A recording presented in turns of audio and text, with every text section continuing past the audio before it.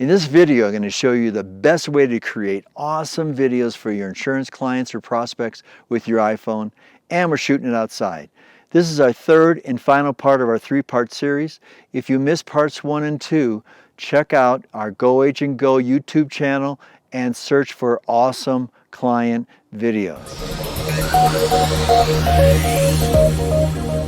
This is Craig Colley from Go Agent Go, where I help you break through barriers with tech tips and tools for work-from-home insurance agents. So let's get started with part 3 of this three-part series, how to create awesome videos for your insurance clients with your iPhone. And we're shooting everything outside. First, a quick review of parts 1 and 2. In part 1, well, we talked about preparing for your shoot and the importance of having a great headline. Great content, what you're going to say, what you're going to wear, what you're going to look like. Are you smiling? Yes, and lots of energy.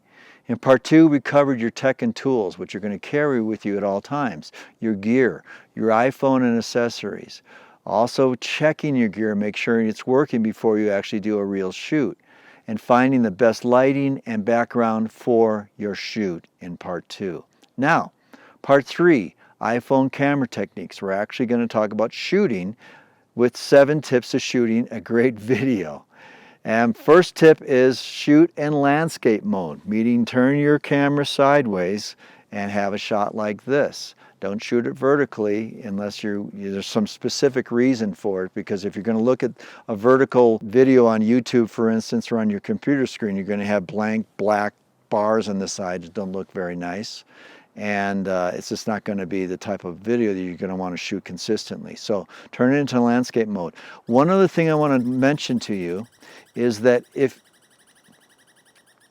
think that's a blue jay. I'm outside here, obviously. It's somewhere over there. And they can be very talkative birds. But one thing I want to mention, if you are starting to record in vertical and then you go, oops, I'm supposed to record in landscape, and you turn your camera and it's already recording, it will record a sideways video. So stop it and make sure that your counter is up top here and your screen here. On the top of your screen, you want to see that the numbers are across the top and not sideways. So that's a little tip to make sure that you're recording something that isn't going to be recorded sideways. So tip number 1, shoot in landscape mode. Tip number 2, you want to hold the iPhone steady. I'm using a selfie stick, and because it's extended, it's a little more movement, but it's not too bad. But you don't want to have it shaking and moving around like that, and you don't want to have something vibrating, or you're in a place where there's a lot of vibration, because it's very distracting. Now, some of the newer cameras have an auto stabilizer to help with the picture, but the main thing you want to really focus on is just holding things steady. Right now, as I'm holding this selfie stick, see if I can look down here, my elbow is actually locked into my waist, so that I am not moving my arm around. It's become kind of a fixture. And then as I hold the selfie stick, it's much more steady. And when I make a turn, I want to do that and keep that locked position so that the camera's not doing a bunch of that type of movement when I am shooting. And you want to center yourself in the picture, or if you think you need to put something into your video where you need to be off to the side.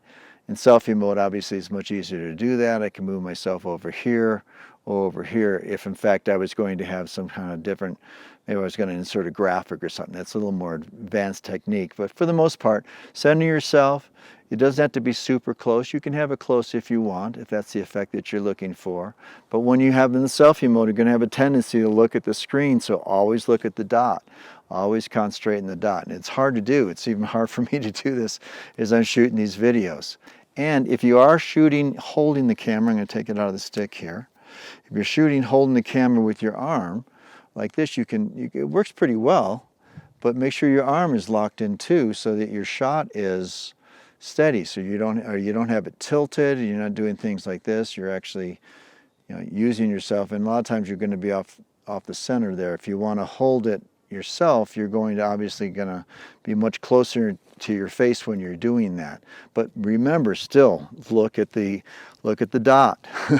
That's the thing that we always seem to do, is want to look at ourselves on the screen, then our eyes are crooked when we do that. So I'm going to put this back in the stick here. And adjust it back there, bring it back to our other view. So holding the phone steady is really, really important. Now we've touched on this one, this tip number 3. Eye contact is what's most important. So looking at that dot on the lens, on the screen, it's really hard to do, but you got to keep eye contact and making sure you're always looking at the dot, especially if you get close.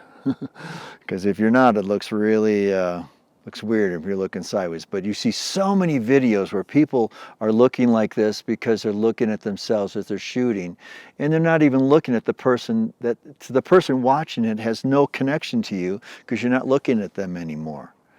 I always think of if you've ever been to Disneyland and in the Haunted Mansion, somehow they have this thing where you look at some of the pictures and the eyes seem to follow you when you keep moving. That's the kind of thing you want to do. You want to have locked in so you've got your eyeball to eyeball, face to face with your end user, so to speak. So you're making a better connection. So looking directly at the lens at all time is really, really important. So keep that in mind, practice it, and maybe put a little dot or a post-it note or an arrow that is near that dot so you remember to do so when you're shooting. In our next tip, we're going to talk about slow movement. Meaning that if you're taking a shot, you've got your arm locked in, you got your selfie stick steady, if you're holding the phone, you're steady. But if you're going to show something that's behind you, make sure you're moving very, very slow. A lot of people have a tendency to pan on things and show things that are in the background, or turn their camera around and look and showing somebody and just going like this, and you can't see anything. So you want to make very, very slow movements. Now, if you're going to take your camera and you're talking, and then you want to show where you're at, for instance. So let's say in this shot here, I'm going to show you where I'm at. I want to take this thing and I want to move it. And as I move it to show you the landscape of where I am, I'm still going to go very slow, even though I'm not in the shot. Very slow movements. So you can see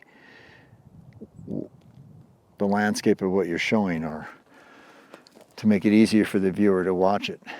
And incorporate that in your shoot as well, and you have better videos. And this next tip, sometimes you just have a tendency to want to look into the screen instead of to the lens. And if you do, the further it is from your eyes, the less noticeable it is. Also, this helps if you are in direct sunlight and you've got a glare in your face. That's something else to keep in mind. So the further you are, the less noticeable it is. Right now I'm looking at myself, looking at the screen, and right now I'm looking at the lens. It's not that much of a difference. If I get closer and do that, huge difference. So the farther back you are, you'll notice your eyes not looking at the lens will be less noticeable. So if you have a tendency, you just do it all the time, just pull the camera back. Final tip is you start with a smile, and with a smile. Now this is especially useful if you're editing scenes. And you want to have what I would call a starting position and a finishing position. Starting position, you're always starting your shot with a smile. And you try and end with that same smile. And maybe your head is in the same position as well, because it's not so noticeable when you're editing. If you don't do that, then you may end up with your shots over here when you finish, and then you look back and you have a jerky edit. So if you're always starting the shot where you're centered and smiling, and as I end this phrase of I'm talking right now and end with a smile, I come back to that position, and then it's easier to edit, and that's an easy way to start and stop each one of your videos. So I can see that my light has softened a little bit here. I'm going to make my way out of this area that I am here after we've done our final tip here. I've got some lighting that is not quite as bright. I'm going to turn that auto off. And I'm going back up this hill here, and I've got some really nice natural light. It's not too bright because it's got a little hazy, and I'm actually in an area where we've had some extreme smoke, and I'm going to show you what's behind me here. And I hope I'm not getting too much glare, which I probably am. But we've had a ton of smoke up here, and I'm in the Yosemite Mammoth area, and it's cleared today, but now I've got some hazy sunshine. So I'm going to take advantage of that because it's not too bright on my face to do so, and I'm not squinting too bad. I can also be off center a little bit to it and have part of my face shaded a little bit. Nothing Nothing wrong with that. Depends on the certain look that you're looking for, but now you can see I've got some real hot spots there. And sometimes you can adjust the aperture to bring it down so it's not so noticeable, but that's the other reason you want to wear a little bit of makeup to knock the shine off. I'm going to walk over here back in a little shady area. And this concludes our shooting tips for shooting awesome videos. Now, if you take all these and put them into kind of a regiment of what you do every time when you shoot videos, they're just going to come out better. And in time, you'll do it without even thinking about it. All the preparation and the tools that you bring with you and how you set up your shot, and you'll do it, and it'll only take a few minutes to do it, and you'll have excellent videos going forward. So I hope this was all very helpful, and I will see you in the next shot. Applying these tips to every iPhone video you shoot, and not only will you improve your skills, but you will also increase the influence that you have when communicating with your prospects and clients. And that's what it's really all about, right? And by the way, you can use this with any camera. These fundamentals apply to every shoot that you make. So I hope you enjoyed this series. I hate to kind of leave this spot because it's been such a beautiful place to shoot this video series here. But I hope it was really helpful, and I look forward to helping you with many, many other things to improve how you work and communicate and create and close more business with your work from home insurance business. If this is the first time you're watching, please hit the subscribe button and ring the bell. So that way you won't miss any videos that are coming out to help you continue to grow and scale your work from home insurance business. And if you have a question or a comment, please leave it in the comment section below. We'll try and get back to everybody on that.